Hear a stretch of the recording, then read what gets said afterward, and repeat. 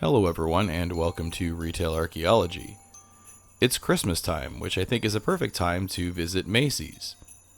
In this episode we'll be taking a look at two very different stores. This first one is located at Superstition Springs Center and it is a huge store. It's 3 floors. That's a long way down. Here's a quick look at the directory so you can get an idea on what's on each of the 3 floors, and we'll start up on the 3rd floor and work our way down. That Toys R Us announcement sign is another reason why I wanted to visit Macy's. We'll take a closer look at all that when we get down to the 1st floor. Now up on this 3rd floor is where they have like the linens and things like that, and also furniture, and the first thing I noticed walking around here is how disorganized and disheveled everything is. It also seems like a lot of the fixtures and the carpet and stuff are just worn out as well. Also on the 3rd floor is this furniture showroom. It's kind of like a little miniature furniture store within the Macy's. And that looks like my grandmother's dining room table.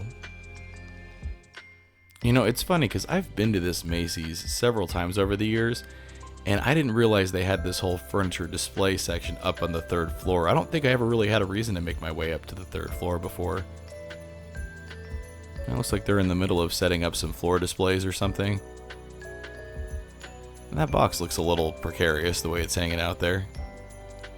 The last time I covered Macy's was a little less than a year ago, and it was actually a video on a store closing sale, and at that time things were really not looking good for Macy's.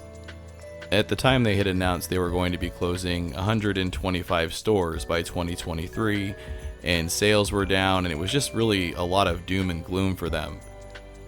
They had stated that part of their new strategy would be to focus on smaller format stores and also to beef up their online sales presence. And a year later, surprisingly, it seems to have worked for them. Sales are up, especially internet sales, and also their stock has been performing a lot better. It's up over 100% from where it was a year ago. The smaller store format in particular, I think, has really helped them quite a bit. This is one of their bigger stores, and this one is a mess, but as you'll see later on in the video, their smaller stores can look really nice. I get that this is a clearance section, but this looks like a thrift store. They do have a lot of clearance sections up here on the 3rd floor, but they also have this, Macy's Backstage, which is another interesting kind of store within a store thing. This basically seems to be Macy's version of Ross. That again goes to show you how big this particular store is, though, that they have room for this much stuff in it. Remember, we're still up on the 3rd floor. A lot of the stuff, like these cheap toys here, seem to be things that you wouldn't normally expect to find at Macy's. A lot of it is off-price stuff, a lot of clearance, and I'm sure overstock stuff as well.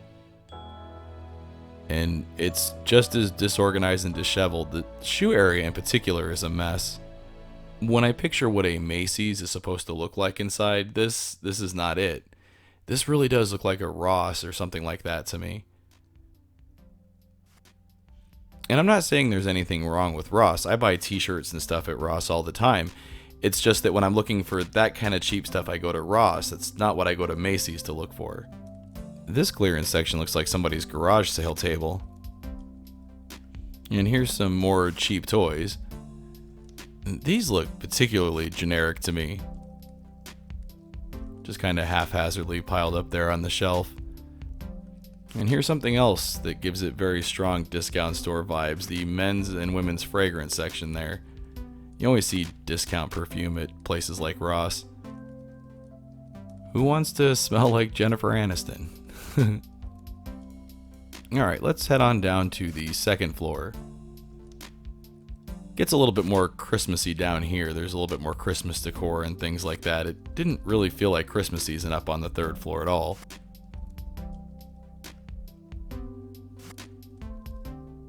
And it looks like we've got some tasty treats here on the left. It's a lot of overpriced Hickory Farms type things. I was looking at them earlier. I love that stuff, but it was still too expensive here. The 2nd floor is mostly geared towards women. It's things like women's apparel, shoes, lingerie, stuff like that. Feels a little bit more like a normal department store on this floor, but still kind of worn out.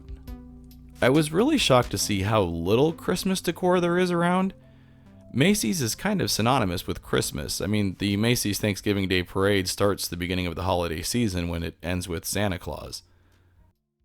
Now let's take a trip on down to the first floor. I think Macy's moving to smaller stores is probably a really good idea. This store is huge, and it looks like they're just having a hard time keeping stores of this size properly stocked and just not looking like a sloppy mess. In 2020, when they announced that they were going to be closing, about 125 stores over the next couple of years, I'm willing to imagine that a lot of those stores are ones like this one, these really big stores. I just don't know that it makes sense for department stores to be this big anymore. And here is that toy section that was mentioned on that Toys R Us announcement poster. You'll see Toys R Us and Jeffrey stuff all over the place. However, they're not actually opening the Toys R Us stores in Macy's until 2022. And I have to tell you, I was really surprised to see how messed up this toy section is when the rest of this floor looks pretty decent. This, however, is just, again, a huge mess. And most of the toys are really not all that great. And here's the Santa mailbox at Macy's. If you're not familiar with this, Macy's has a Believe program that they do where every letter to Santa that's deposited in these mailboxes, they'll donate $1 for every one of those letters to the Make-A-Wish Foundation. And you can actually do the letters to Santa online on their website now. It's kind of hard to see in the footage here, but it looked like that box was completely empty, which is kind of sad. I noticed there it says that they'll donate up to $1 million. I wonder if they really get 1 million letters to Santa. Probably not.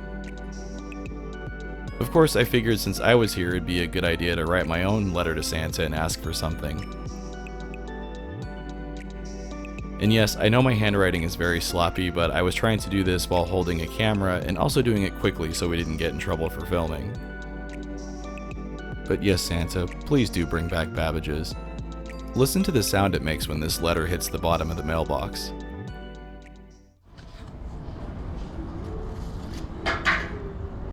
Yeah, that was definitely empty. It feels weird to me that they have the Jeffrey cardboard standees all over the place when they're not really doing the Toys R Us thing here yet, and all it really is here is piles of kind of junky toys. And why are the tables overflowing and the shelves are empty? It looks awful. So, even though Macy's seems to be doing much better, I can't say the same for this particular location. I will say too that, this was filmed around 5:30 in the evening, and this mall itself was actually pretty busy when it's normally not even that busy, but this Macy's was just dead. Nobody was going in there. You can see the people walking around in the mall out there. Now that we've looked at a sloppy Macy's, let's look at what a better maintained Macy's looks like. The second Macy's we'll be taking a look at is located at Santan Village. And the interesting thing about this location is it's only 8 miles away from the previous one we looked at, although this is the newer of the two locations. This one is a lot smaller, it's only a single floor. It doesn't seem to carry a lot of furniture or anything like that, and it also doesn't have one of those Macy's Backstage areas. Another thing that's different about this location is that it's not completely disorganized and disheveled, even though this is the busier of the two locations on average. My biggest complaint about this location is the lack of Christmas decor. There's just, some red balls hanging here and there. Doesn't that picture kind of look like a propaganda piece? It's like, welcome to Macy's in our one department store world order. But yeah, as you can see, it's just some balls hanging here and there, and they have one little display with the Christmas tree and stuff. And they've also got these same signs advertising the Toys R Us stuff coming soon. I am really interested to see what the Toys R Us store within a store concept looks like at Macy's. Hopefully it's a lot better than Macy's current toy section. Although I will say the toy section at this location is much nicer than the one at the previous location, and there's also a lot more name brand toys it seems like here. There's a lot of Star Wars stuff, Nerf stuff. Not nearly as much generic crap laying around. I am really curious to see what kind of footprint these Toys R Us stores with the Macy's have. I hope it's bigger than this little section here. I also wonder if they'll sell video games at these little Toys R Us locations. That was something I was always excited to look at Toys R Us when I was a kid. Here's a bunch of FAO Schwartz branded toys. It's kind of funny to see these amongst a very heavily Toys R Us themed section. I hope these new little Toys R Us locations inside Macy's are actually like little stores within Macy's, kind of how the Sephora stores are inside JCPenney. Otherwise, just throwing up a bunch of Jeffrey signage and stuff amongst kind of mediocre toys is not gonna cut it. That's not Toys R Us. As soon as they're done putting the little Toys R Us stores together though, I'll definitely be covering it in a video. Well, this display is kind of Christmassy, I guess. They're all wearing red and there was red balls hanging above them. Like I said earlier, Macy's is kind of the Christmas department store, and Macy's is also the largest department store company in the United States now, so it really should look like Christmas threw up all over the place in here. Because you can barely tell it's Christmas time in here right now. At least this store is organized though and doesn't have parts of it that look like a garage sale. I have to say I really dislike those Mr. and Mrs. and his and hers pillows as much as I dislike the love, laugh, live stuff. Ugh, so tacky. Looking at this place, so it is very obvious that Macy's needs to shrink down some of their bigger stores and kind of stick to store sizes like this. A lot of stores have a lot of empty displays and empty areas and things due to the supply chain issues that we've been having lately, but it doesn't seem to be an issue in these smaller Macy's stores. At least they're able to cover it up better, I guess. The larger stores just look terrible when they have all the product kind of spread out to cover all of the floor space. And then it also looks like they brought in like cheap junk to kind of fill in the empty spaces as well. But it doesn't seem like that in this store. And here's the one Christmas tree display that I could find. It's not very good. That's a pretty pathetic Christmas tree for a Macy's. Most of it isn't even really a Christmas tree. There's just the Christmas tree there on the right and then a bunch of merchandising and products. When I was a kid, going to department stores like Macy's and Sears and JCPenney was always a part of the Christmas season, you know, as far as doing Christmas shopping and things like that. And I remember the stores being much more decorated than this. You can do better than this, Macy's. Now here's something that's always fun to look at department stores during Christmas time is the weird, cheap little desk gift sets that they bring in. And it seems like year after year, more and more of it becomes alcohol related. I think this area was supposed to be geared towards like gifts for dad, but yeah, like 98% of it is booze related stuff. I guess nothing says fatherhood like drinking. This is all stuff that will probably end up at a thrift store. Now here's something I haven't seen in ages at a department store, a courtesy phone? That's kind of cool. It even has a little Macy's logo on the display there. I wonder how long ago that was last used by a customer.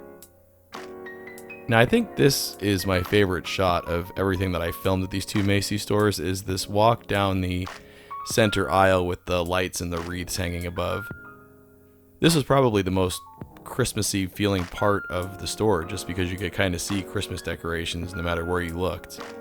This location is so much better maintained than the first one we looked at. It's almost like looking at two entirely different store chains. I'm glad that Macy's is doing better. I just think they need to do a better job of making their stores look more like this one and less like the first location we looked at. Macy's announced that they'll be closing 10 more stores in January, and it wouldn't surprise me if they're bigger stores like the first one we looked at. This is where we're going to wrap up our look at Macy's though. As always everyone, thanks for watching and Merry Christmas and Happy Holidays from the Retail Archaeology channel. Want to see your name here? Head on over to patreon.com/retailarchaeology to find out how you can help support the channel. Hey everyone, thanks for checking out this update video on Macy's. If you enjoyed it, make sure to hit those like and subscribe buttons, and also make sure to follow at the social media links down there because that's the best way to keep up with what's going on with the channel.